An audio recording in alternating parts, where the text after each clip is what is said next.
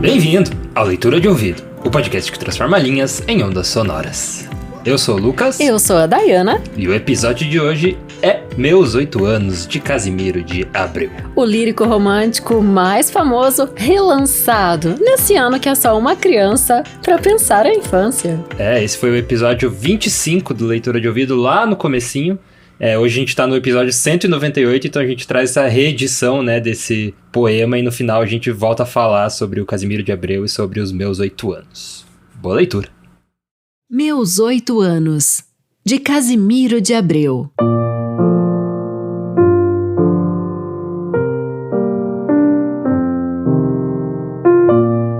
Oh, que saudades que tenho da aurora da minha vida, da minha infância querida que os anos não trazem mais. Que amor, que sonhos, que flores! Naquelas tardes fagueiras, à sombra das bananeiras, debaixo dos laranjais, como são belos os dias do despontar da existência. Respira a alma a inocência como perfumes a flor. O mar é lago sereno, o céu um manto azulado, o mundo um sonho dourado, a vida um hino de amor. Que auroras, que sol, que vida, que noites de melodia naquela doce alegria, naquele ingênuo folgar. O céu bordado de estrelas, a terra de aromas cheia, as ondas beijando a areia e a lua beijando o mar. Oh, dias da minha infância! Oh, meu céu de primavera, que doce a vida não era nessa risonha manhã! Em vez das mágoas de agora, eu tinha nessas delícias de minha mãe as carícias e beijos de minha irmã. Livre filho das montanhas, eu ia bem satisfeito, de camisa aberta o peito, pés descalços, braços nus, correndo pelas campinas, à roda das cachoeiras, atrás das asas ligeiras das borboletas azuis.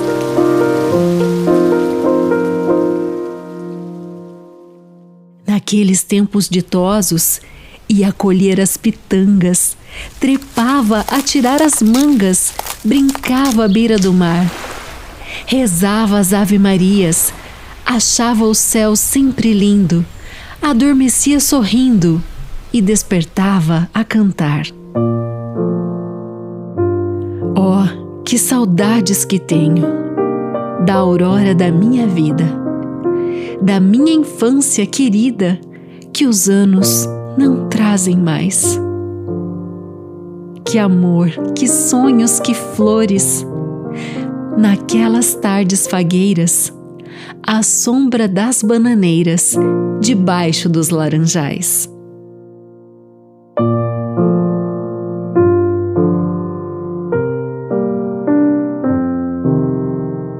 E esse foi Meus 8 Anos, de Casimiro de Abreu. Um poema muito fofinho e dessa vez a gente vai trazer comentários, análises, trazer sobre a vida do Casimiro de Abreu. E eu tô muito feliz que a gente tá começando um ano novo, Lucas. Eu até tô com um caderno novo aqui, sabia? Você legal. notou? Sim, eu notei que já tava ficando pequeno o último, né? É bom renovar. Não, e é uma das coincidências, porque terminou o ano na última página daquele caderno que eu tava usando anteriormente. Não, eu achei sensacional. As coincidências do Leitura de Ouvido são...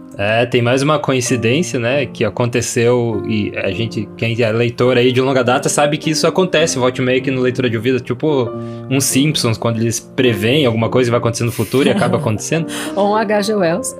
O H.G. Wells, que é mais propício, né, pra falar. Mas aqui no Leitura de Ouvido, geralmente a gente faz um episódio de um autor e a gente, quando vai ver depois, ou é o aniversário de morte do autor, ou é o aniversário, né, o dia de nascimento que ele nasceu. E nesse caso, Casimiro de Abreu nasceu ontem, né? Dia 4 de janeiro. Na quinta-feira, 4 de janeiro, e isso foi a gente escolheu refazer, né? Fazer a reedição desse conto e depois só a gente viu que era o aniversário dele. Até porque esse poema, né, que é o mais famoso, a gente lançou em agosto de 2020, né? No primeiro ano do podcast. Sim. E, gente, estamos entrando no 5º ano, a 5ª temporada do podcast. A gente tá muito animado e vai ter muita coisa pra acontecer nesse ano. E vamos falar dos meus 8 anos do Casimiro de Abreu de uma forma assim que... é bom lembrar, né, que a narração desse poema é a mesma original, lá de 2020. Então você vai ver pequenas nuances, né, diferenças nas minhas ênfases, na minha voz. Era narrado um pouco diferente de hoje. A gente vai aperfeiçoando a cada episódio. Essas reedições aí a gente vai procurar trazer mais, porque bem lá no comecinho do podcast a gente fez muitos contos e poemas bem famosos, né? Muito bons. E que pra quem não sabe, lá no início a gente só fazia o poema sonorizado, né? Ou o conto sonorizado, igual você escuta aí no meio do podcast, e terminava o episódio. Terminava assim, né? Tinha um breve comentário, assim, que você só fechava, né? Às vezes nem tinha, às vezes era só o crédito final. Em um ou outro tinha um comentáriozinho que era escrito antes, mas não tinha essa conversa, né? Ontem eu tava lendo uma caixinha do Spotify, um comentário de um leitor de ouvido nosso que muito me atraiu. Agora eu não tô aqui com os comentários e interações abertos. Mas ele falou o seguinte: descobriu o podcast, tá ouvindo, tá maratonando, e mesmo quando o texto não é tão bom, ele acha que ficou sensacional pelo formato que a gente trabalha e pela abertura, análise que a gente traz.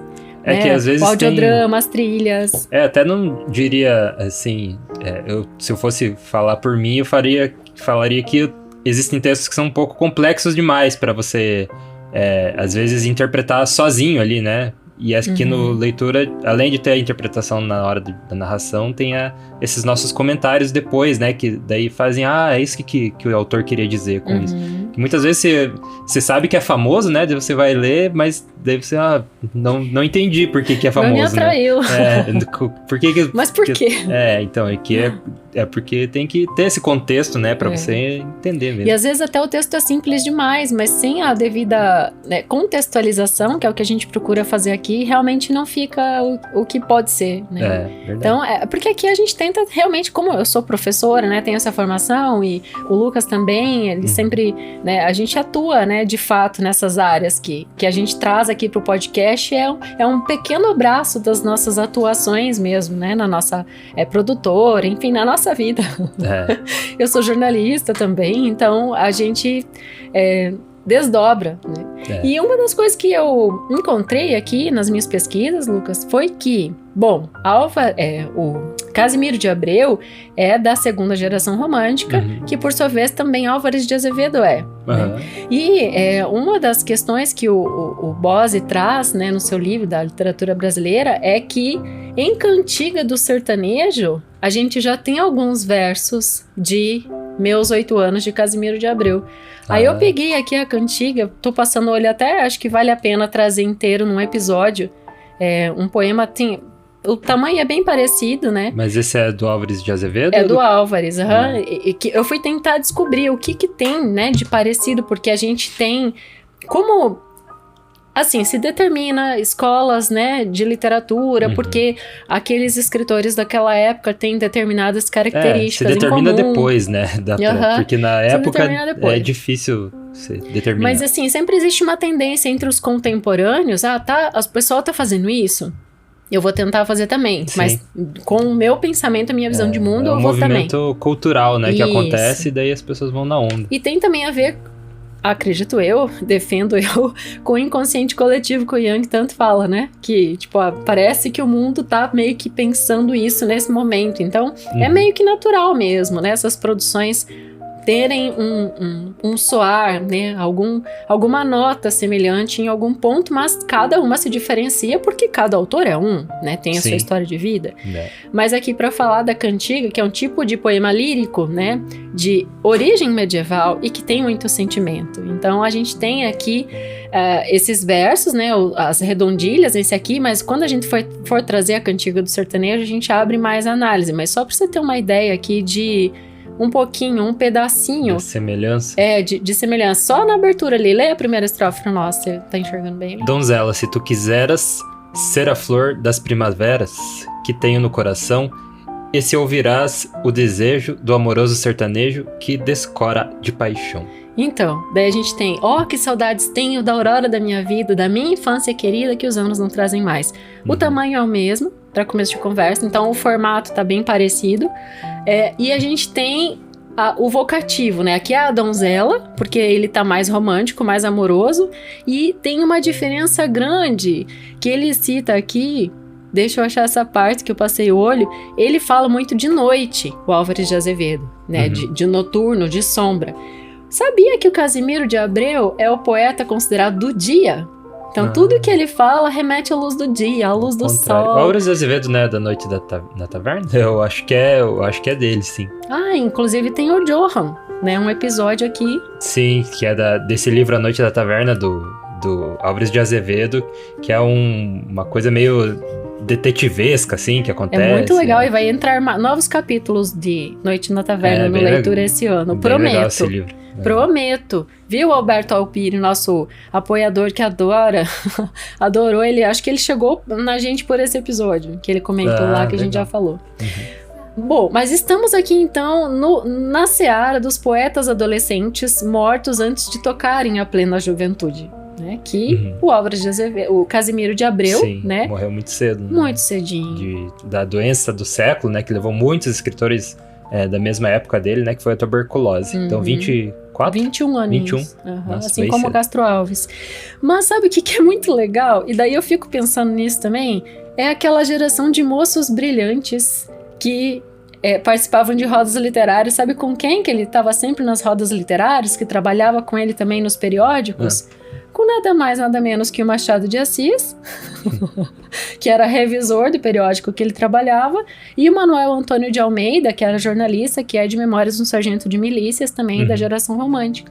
Então, todos os escritores brasileiros, eu fico imaginando o mundo nessa época, tantas vezes eu já falei isso, mas, gente, imagina, todos jovenzinhos ali, sentados no baile, na balada ali, enfim. Na taverna, conversando e declamando seus poemas e trocando ideias literárias, né? Vale relembrar que a poesia e assim como o teatro, né, era meio que as únicas formas de entretenimento da época. Por isso que hoje, quando a gente volta pro século XIX, é isso que era a frente da cultura, né? É muito legal. Bom, isso tudo... A minha mente fica assim, pululando de imaginar essas pessoinhas juntas num ambiente, falando de literatura, produzindo e tudo mais. Falando para fechar essa parte, né, da segunda geração romântica, que o Casimiro de Abreu pertence, é chamado também de romantismo egótico, vem de ego, né, de si mesmo, assim.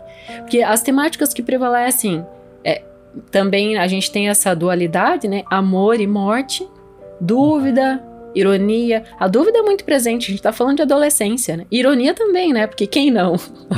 Quando adolescente já tentava, né? Tirar sarrinho de tudo da vida, né? E tem uma coisa muito marcante também na própria faixa etária, que é, bom, você saberia dizer na hora. Okay. Entusiasmo e tédio.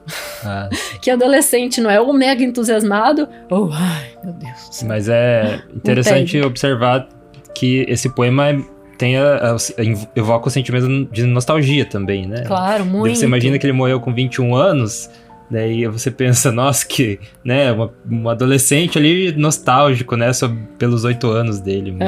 Muito interessante de ver como o tempo de vida acontecia diferente, né? Claro. E na verdade ele remete muito à mãe e à irmã, né? Então esse amor dele é devotado às mulheres da família, mas é claro que ele já era... Então, é uma nostalgia de alguém que já tinha vivido bastante. Porque, assim, com 15, 17 anos, eles estão totalmente baladeiros, né? Vão em bailes toda hora. Então, o homem também virava homem mais cedo, né?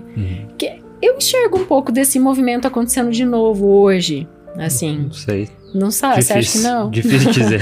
Mas, de modo geral, hoje o homem vira homem com 30 anos, né? Com 20 ainda é muito perdido. Eu acho que é talvez bem mais e tal. Mais que 30?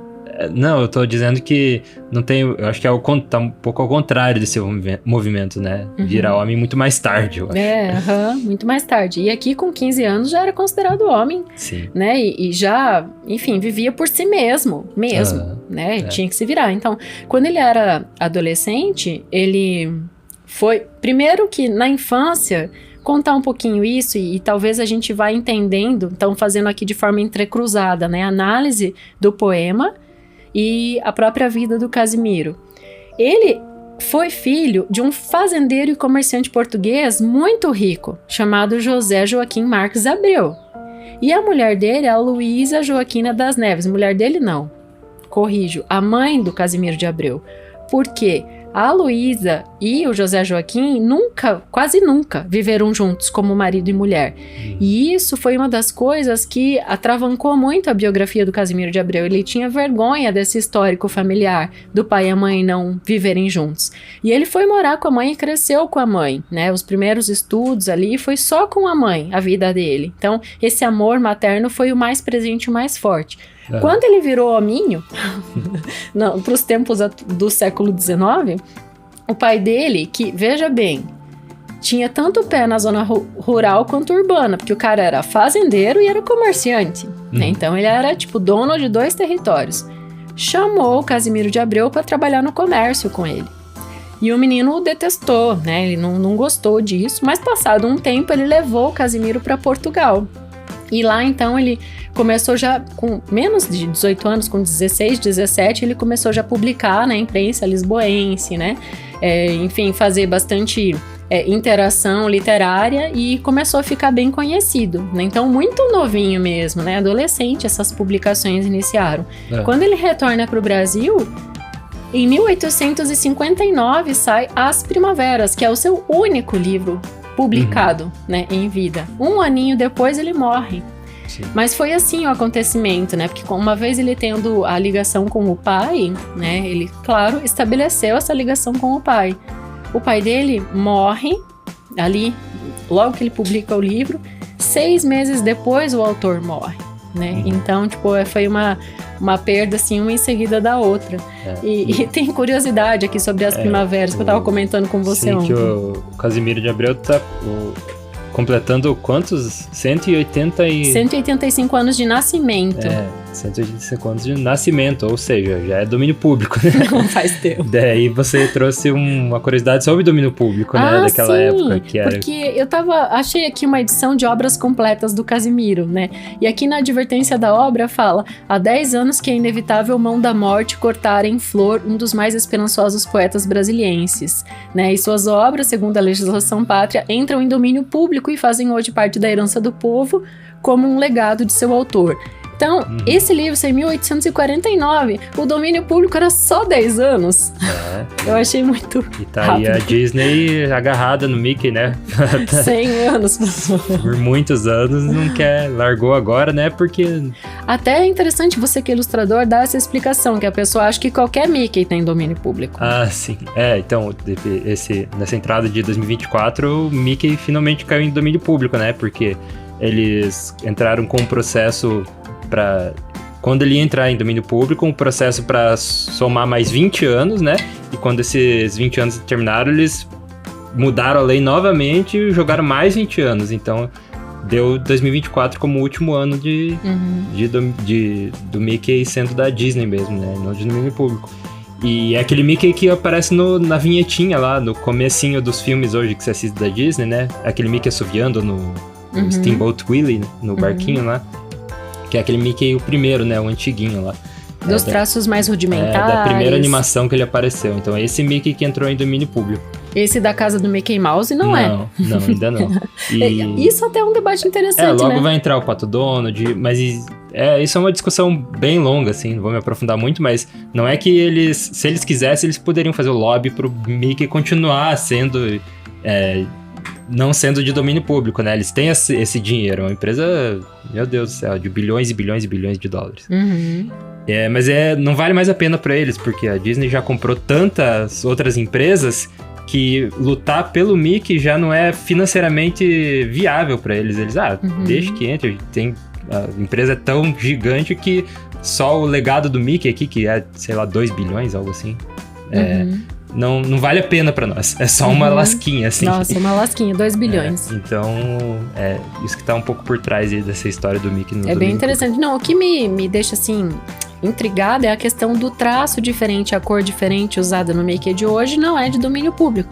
Mas sim. É esse lá, mais rudimentar. Já lançaram filme de terror com aquele Mickey agora. Nossa, tá agora um monte apavorou. de coisa. Isso que é o tá que... soltando. Atenção, pais, cuidem das suas crianças no YouTube. YouTube Kids só. E com controle parental. YouTube Kids também tem bastante besteira. Tem que ficar de olho. Bom, mas para fechar aqui as primaveras... Então, esse mesmo editor aqui desse livro, né, que saiu 10 anos depois que ele morreu, ele fala que foram recebidas, né, esses versos das primaveras com muito entusiasmo e lidas com avidez pelo público e muito pelo belo sexo, não só do Império, não, as mulheres gostaram muito da obra, né, mas como também da nossa antiga metrópole, né, então ele tá trazendo toda a situação do momento, né. Porque a gente falando do Rio? Rio de Janeiro, né? Porque o livro sai em 1859, né? E o fim prematuro do ilustre cantor aumentou-lhes o mérito, dando-lhes o realce que ortoga o selo sagrado do túmulo e da sanção da morte. A edição nítida e luxuosa feita sobre as vistas do próprio autor. Olha o jeito, né? E é tudo em português arcaico aqui, com as letras sobrando aqui nessa escrita. Achei bem interessante. Mas que se esgotou muito logo, né? E só depois de 6 ou 7 anos que foi feito novas edições. E foram em Portugal, no Porto, a segunda edição, e em Lisboa, a terceira edição. Logo que saiu as primaveras, o próprio Casimiro de Abreu tinha um projeto. Ele, eu não gostei muito de uns 6 ou 7. Lembra que eu te falei quando saiu Trincas? Eu não gostei muito de uns 6 ou 7 sessões aqui, poemas. Eu mudaria algumas coisas. Daí ele e o editor combinaram. Beleza, vamos mudar então agora na próxima edição. E o que aconteceu? Os dois morreram. Os dois morreram de tuberculose e o livro ficou. Então, só 6, 7 anos depois sai em Portugal e só então 10 anos depois da morte dele é que sai essa edição que eu tenho aqui na mão, que o apoiador vai receber esse link, né? Ele vai poder baixar esse livro aqui, que tem quase 400 páginas, contando essa historinha, né, por trás, trazendo as mensagens dos amigos do Casimiro, né? Que é póstumo, né? Então, tudo que a gente vai descobrir bastante sobre a vida desse autor a partir disso, né? Mas assim, esses versos, além de muito populares, né? Quem nunca teve no seu livro escolar? Sim, todo mundo já ouviu na escola, né? Essa poesia. Eles têm um ritmo cantante, né? É uma expressão muito fácil, que te pega, né? Por isso que também são tão famosos, né?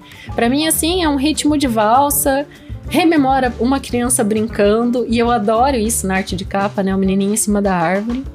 E tocam o âmago, né? Com esse ritmo cantante muito bonitinho e tem esse saudosismo, essa nostalgia muito marcada. E você falou dos apoiadores que vão receber, né, aquele arquivo do livro antigo ali, né? Todos os nossos apoiadores aqui têm 2 recompensas, né? Que eles recebem o estudo aprofundado de cada obra assim que lança cada episódio. Então toda semana daí faz esse estudo aí das obras, tudo que a gente falou aqui e mais ainda vai pro e-mail dos nossos apoiadores. E além disso, todos eles são citados aqui nos nossos créditos finais. Então nossos apoiadores ganham um salve aqui no final do episódio, né? Então se você quer ser um dos nossos apoiadores, entre em apoia.se/leitura de ouvido ou pelo Pix, né, direto, leituradeouvido@gmail.com. Essa é a chave do Pix. E os nossos apoiadores são eles: Adalberto Machado Santos, Aguinaldo Ângelo Silveira Rebouças, Alberto Alpire, Ana Cláudia Chaguri Lopes, Ana Novaes, Augusto Marques Ramos, Bruna Foltz Coutinho, Bruno Guedes com o Grupo Danco, Caio Naves Oliveira, Cláudia Lube, Daniela Caroline de Camargo Veríssimo, Eduarda Quartim, Elaine Vieira Ferreira, Fabiana Maria Landiva, Felipe Cronato, Fred Teixeira Trivelato, Isabel Araújo Alves, Jaqueline Conte, Kelly Torquato, Leandra e Abel Borges, Lina Soares, Marcos Vinícius, Maria Lúcia Rickbardi, Mauro Catarino Vieira da Luz, Matheus Simon Brum, Mônica Torcarnia, Nariel Arruda Borba, Paulo José Pereira de Rezende, Paulo Moura, Harmana Fraides Yachitsky, Sérgio Juarez Rico da Luz, Silvana Silva, Valéria Batista Pereira, Wagner Lúcia Alves e Zenilda Ribeiro da Silva. Obrigado aí, apoiadores. Seja você também um apoiador, mais uma vez, pelo apoia.se/leitura de ouvido ou pela chave Pix leituradeouvido@gmail.com para ajudar aqui o podcast crescer cada vez mais e entrar nessa nossa lista aí de apoiadores, né? É isso aí. E o ano tá só começando, vai ter muito texto incrível esse ano. Contos e poemas, já tem uma lista ali. No começo do podcast a gente tinha um receio de vai se acabar os textos legais, assim, pra fazer. E daí, cada vez que a gente faz algum episódio, a gente vê que a gente só arranha, né? A superfície, assim, que tem muito. Sempre vem coisa nova, um puxa o outro. E tem autores, às vezes, que a gente... Meu Deus, como é que a gente nunca fez esse aqui, né? E que fazem que debutam no podcast, né? E, enfim, tem muitos pra voltar aí. Isso aí. No futuro. Tô animada. E a gente vê na próxima leitura. Direção e narração, Dayana Pasquim. Edição, artes de capa e trilha sonora de abertura, de Lucas Piaseschi. Produção, Roca Studios. Avalie no Spotify e na Apple Podcasts. Siga para não perder os próximos episódios. Inscreva-se em youtube.com/leitura de ouvido. Siga no Instagram Leitura de Ouvido. Fale com a gente no leituradeouvido@gmail.com. E a gente te vê na próxima leitura.